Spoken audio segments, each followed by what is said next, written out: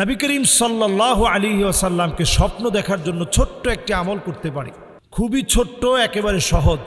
যে আমলটি করার মধ্য দিয়ে নবীজিকে আমরা স্বপ্ন যুগে দেখতে পাবো ইনশাআল্লাহ।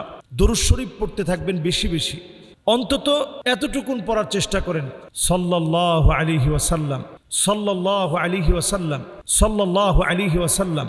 নবী সাল্লাল্লাহু আলাইহি ওয়াসাল্লাম হাদিসের মধ্যে বলছেন, মান রাআনি ফিল মানাম ফাকাদ রাআনি ফিল ইয়াকযা ইন্না শাইতান লা ইয়াতামাসসালু বি ওয়া ফি রিওয়ায়াতিন উখরা ইন্না শাইতান লা ইয়াতাশাব্বাহু বি। শয়তান কখনো নবীর আকৃতি ধারণ করতে পারে না। এজন্য নবীজি সাল্লাল্লাহু আলাইহি সাল্লাম আমাদেরকে শিখিয়েছেন যে তোমরা অধিক পরিমাণে দরুদ শরীফ পড়ো, দরুদ শরীফ পড়ো।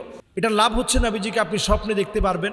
যদি নাও পারেন, আপনার আমল পরিবর্তন হবে, সৌন্দর্যমণ্ডিত হবে এবং আল্লাহর জান্নাতে নবীজির পাশাপাশি আল্লাহ তাআলা আপনাকে বাড়ি বানায় দিবে।